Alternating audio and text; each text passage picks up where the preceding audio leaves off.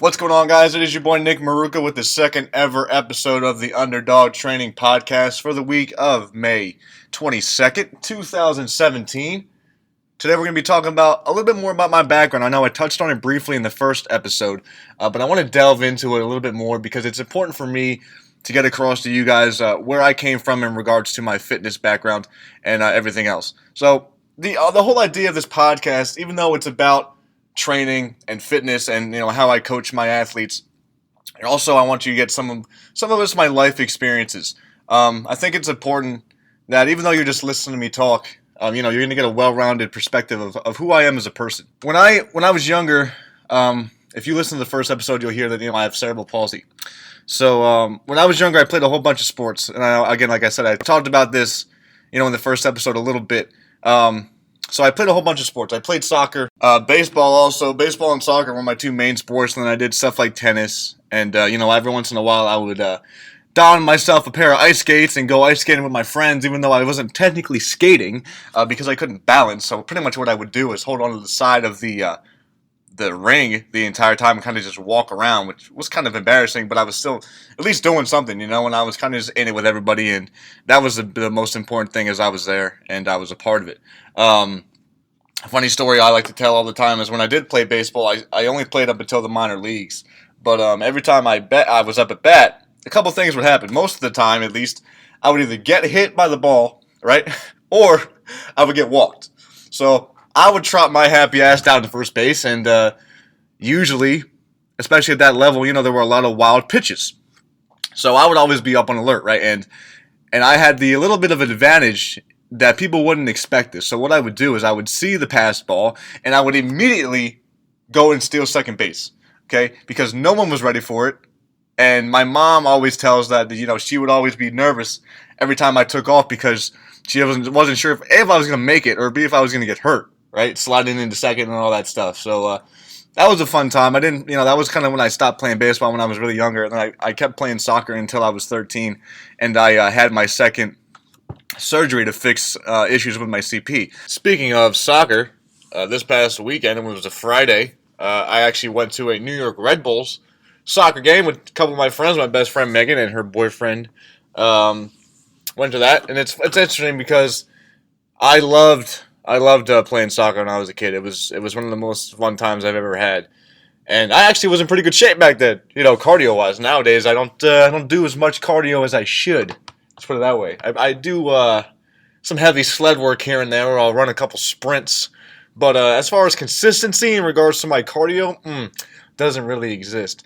But when I was younger and I was playing all the time, we would do this drill, and it probably wouldn't fly today. But my friends, if anyone listening to this, and I used to play with all my classmates and stuff, so we would do this drill. And, again, myself having CP, my mobility and flexibility in my legs was not the best, okay? Let alone my coordination and everything else that had to go along with that, right? So what we would do is you would lie down.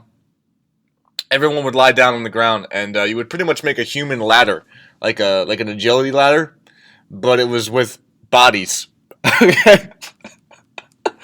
And so you would run through the teammates. You would go through the ladder of people having to step over or run over the person. And when you think about it, you're like, oh, this doesn't probably sound like a really good idea, especially when it comes to soccer because we have cleats on. Okay, so now picture this, right? Everyone's lying down there. Everybody goes through. And now it's my turn. And everyone knows what's going to happen. So I get up, and everyone immediately is like, oh, no. And now I'm maybe 10 years old or younger than that. I forget, exactly what the time period was. But so we're going through, and now it's my turn, and I start running through, and I'm stepping on everybody's backs. Okay?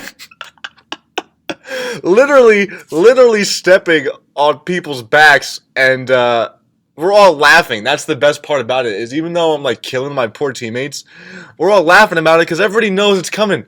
And it's just like, why am I doing this, man? I felt so bad, and I get done, and we're all just laughing, and everyone's rolling around like, oh my god, this is terrible. What were we thinking? But it was a fun time, man, and the people I played with, they were always looking out for me, and A lot of the time I played wing, believe it or not, usually left wing for some reason. Um, and so many times there would be chances for me to score. Like I would always be open, and or at least when I was open, I would get the pass, I get the cross from the other side of the field, I get the cross, and I would just miss it by like the smallest of margins, right? Or I would be like going up to the ball, I would be approaching it, seeing it in the air, and knowing where it's going to hit, and I would trip, and I would fall, and I would miss my chance, and that happened a lot. And it was the worst because everybody wanted to see me score, to see me make that connection, and I obviously personally wanted to also. So it was so frustrating that time and time again I would get these chances, and people kept giving me the opportunity to score, and that was the best thing, is that we were really a team. Obviously it helped that we all went to school together too, but it was just such a cool thing because no matter how many times I missed, they kept trying. Everybody kept trying to get me the chance to score, and the score of the game didn't matter. In middle school, it just didn't matter, and we were all having fun, and eventually I did get a goal, and I remember it to this day. And the best part was the goalie was so pissed off at himself because he let me score of all people, and it was just great, man. That was before I made any gains too, so I was a real small kid. I was real skinny, uh, and I remember going up against for a header for one of my friends on the opposing team, kid I grew up with, and I was going for a header, and we went up at the same time. I came down, landed on both my feet. The poor kid ran into me. He was on the ground. I just looked at him and like, "What's up, man?" And that was before I had any gains, any balance whatsoever. So it was kind of funny that I was the one that ended up in that situation, standing up. And I just kind of trotted over. I walked over him, and we just kept on going. When I was playing soccer too, it was funny because so many times I would get away with things, because the referees thought I was, because of my CP and the way I ran, they just thought it was an accident. Like I would trip a guy on purpose because I knew I could get away with it. So I would just stick my foot out every once in a while and just be like, "Oh, sorry," like didn't mean to do that, and they would never call me on it because what are they going to do? You know, that's one of my secrets. So I did use it to my advantage when I could. But then there was also another time I remember I had to use I had glasses, right? So I wore those really attractive nerdy specs back in the day, and I think it was one time I didn't like wearing them, obviously, and so I was wearing a normal pair of glasses, and the referee, who I knew personally, didn't let me wear them. So I didn't have the specs, and I had to play the entire game pretty much blind. So that was real safe. I'm surprised they let that go, but yeah, that was a fun time. And you know what? It was just a good time. That was my main sport, and going to the Red Bulls game, I was kind of living vicariously through that, watching it, and just remembering what it felt like to play. They ended up tying. They scored. They should have won. The other team, it was Toronto FC, I think. They scored, and the guy was offsides on the goal, but for some reason they didn't call it, so ended up being a tie game. But it was a lot of fun. There was a lot more people in there than I expected. It was kind of cool too because I got to watch Michael Bradley play and Josie Altidore, so that was kind of sweet. Not that I'm a big soccer guy, but I do enjoy watching it when I do get the chance to. But yeah, that was just one of my weekend ventures. Anyway, plowing ahead here. Here we go. As I was saying, so it was about a 9-hour surgery, I think, something like that. Or I know it was really long, but they did a whole bunch of things. Muscle transfer on my quad, had to lengthen my heel cords and my hamstrings. They had to break my right foot because it was turned out to the side, so they broke it and straightened it. And then they had to also break one of my big toes for a similar reason. So it was really long and extensive. I had to wear casts on both my legs up to my knees for a couple months, going through that. And then I went through PT, which really wasn't too bad. But while I was going through my PT at home, I actually still went and trained at Notre Dame with my casts on.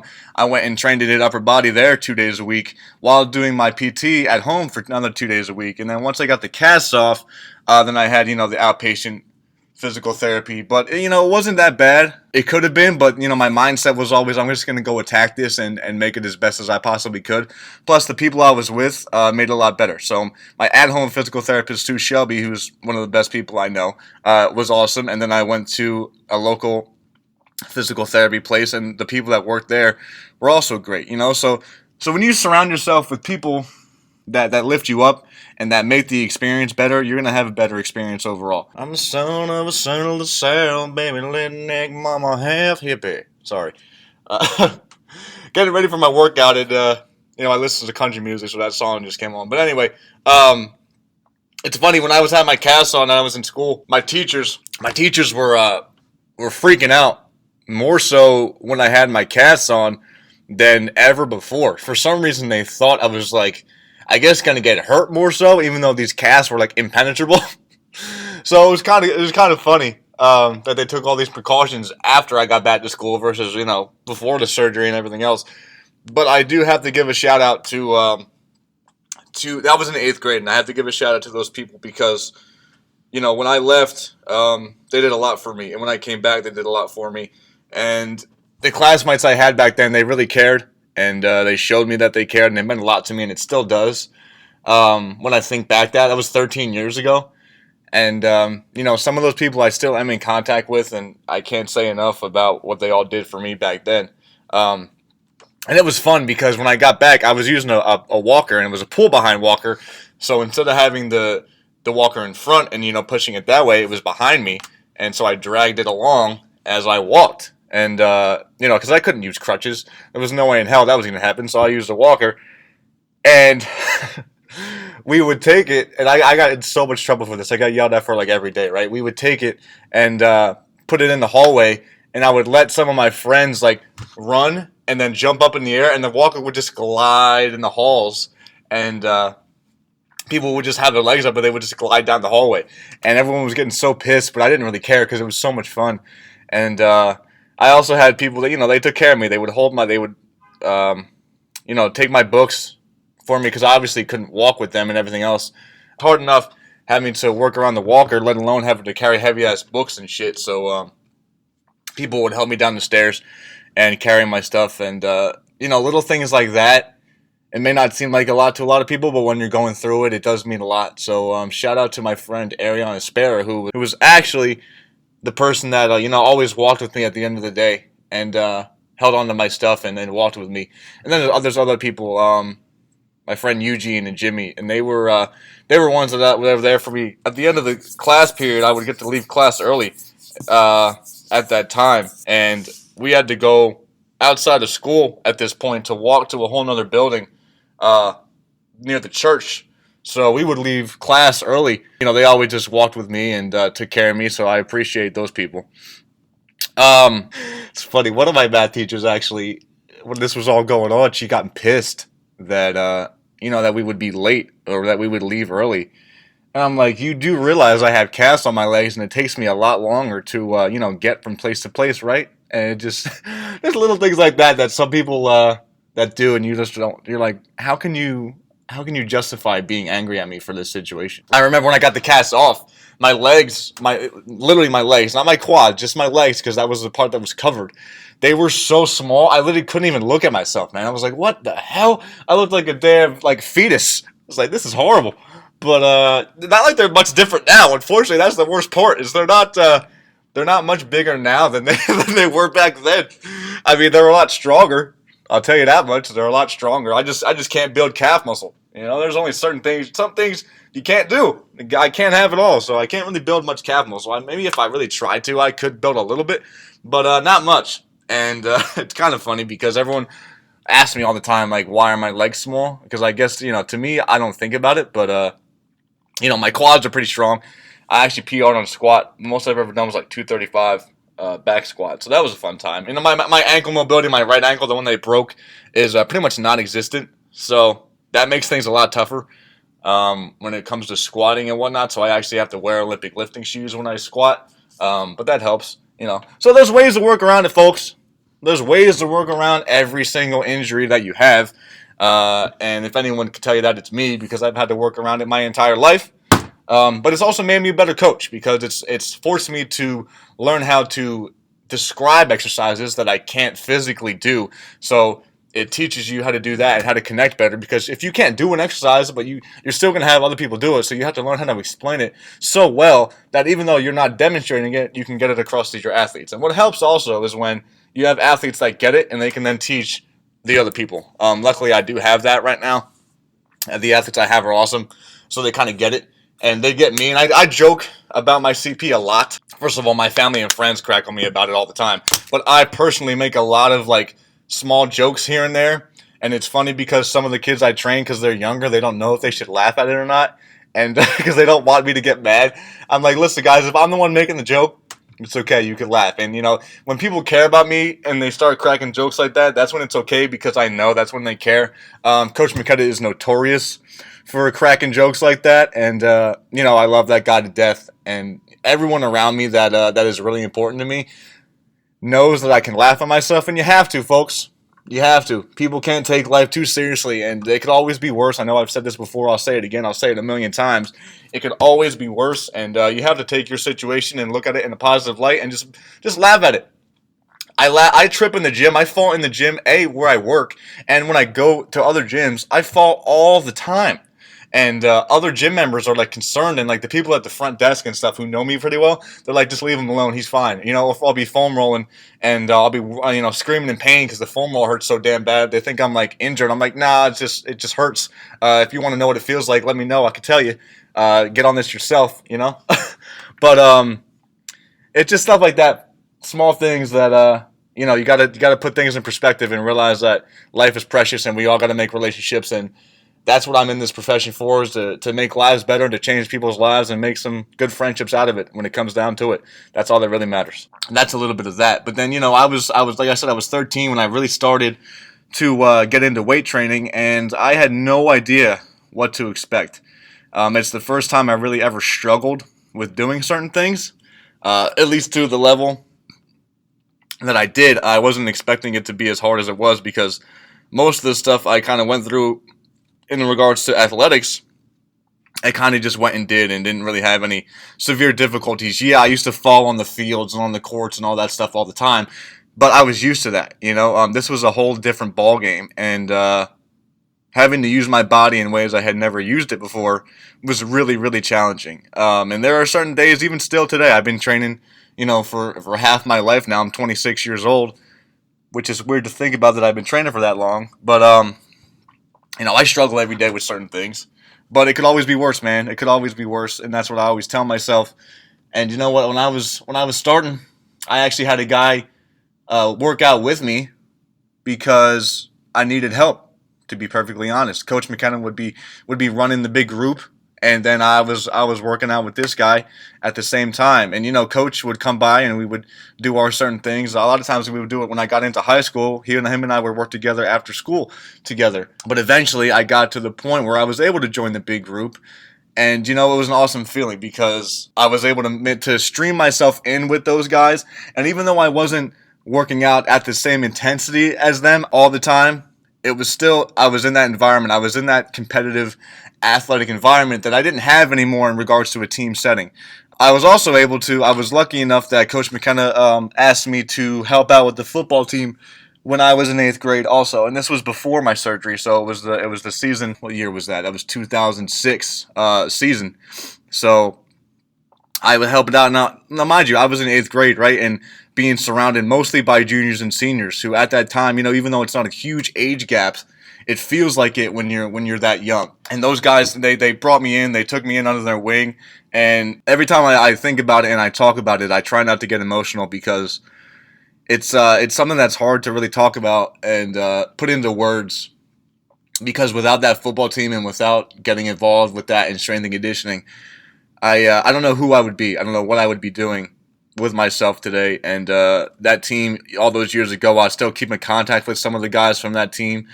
And it just changed my life in so many ways. And I started to love coaching, and it gave me an outlet for my physical needs in regards to athletics that, like I said, I didn't have anymore. So I was still in that team setting. Even though I wasn't playing anymore, I was still around it, and I was still a part of it. And I cannot thank Coach enough for all the things that he did back then in those years, and all those guys. And I kept coaching all the way up until I got through college.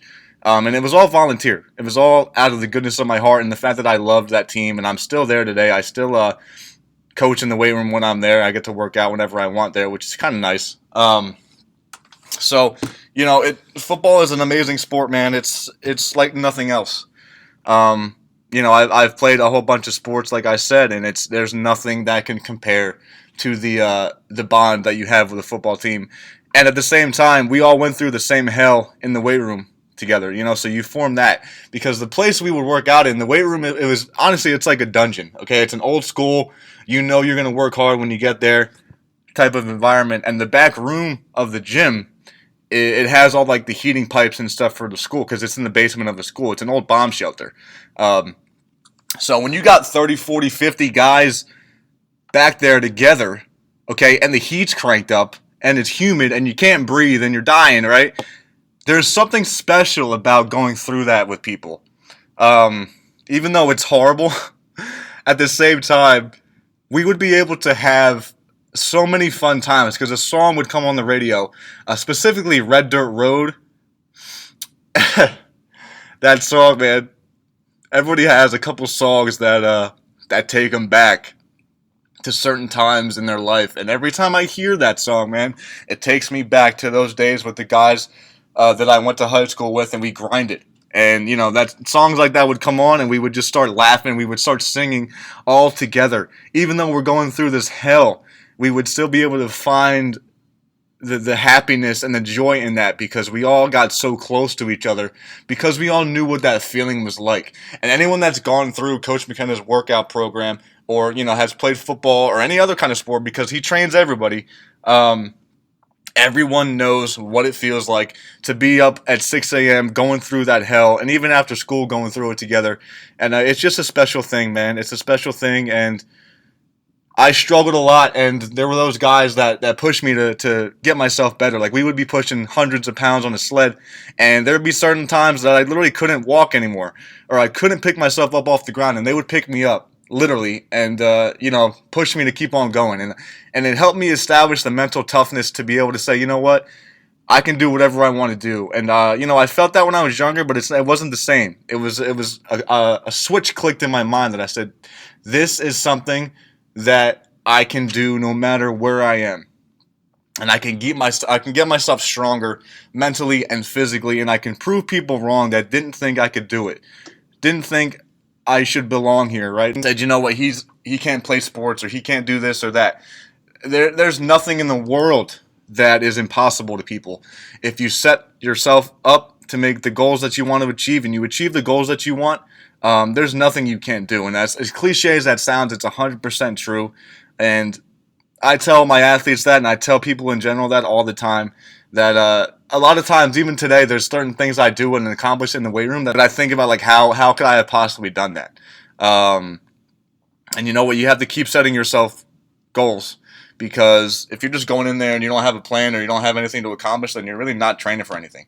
So you have to have the mentality that you're going to go attack this and you're going to go kill it and you're going to prove people wrong and keep overcoming the obstacles that you have. Because listen, man, honestly, I got lucky with the way I was raised and brought up and my condition. Yeah, I worked my ass off to kind of overcome it and defeat it, but at the same time, there are so many people that have it so much worse than you.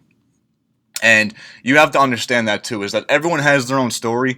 Everybody has gone through their own different things in their life, and it's just a matter of how you approach it and what you're going to do with that situation. I could have felt bad for myself and, just said, this is too hard. I'm not going to do it. I don't want to have to go through this pain, because trust me, it's painful. I wake up every day and my legs hurt. Some days more than others, but every single day there's something that doesn't feel good, right? Especially because of how long I've been training now. My body's kind of starting to feel it, and I have to train a lot differently than I used to. But everybody has it worse. There's always somebody that has it worse. So you got to wake up every day with a smile on your face and be lucky that you have that breath of life in you, and you have to attack the day. So I kind of went off on a tangent there. But as a coach, that kind of happens all the time, right? I got my pre-workout tingling through my body, so I'm kind of hyped up right now, if you can't tell. But yeah, to be able to do the things I do and have the job that I do, I am extremely blessed. Like I said, I was going through high school.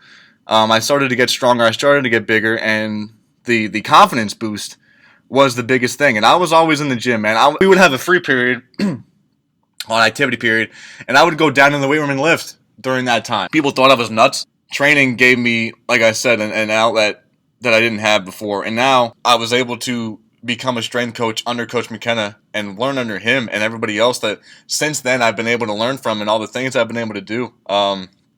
Zach Evanish, Paul Collodi, Kevin Vanderbush, Gary Schofield, all those guys. So many. I could keep going on and on and on about all the guys that I've learned from. Because you have to keep on learning. You can't just stop and think you know everything, because you don't. And this field is ever changing.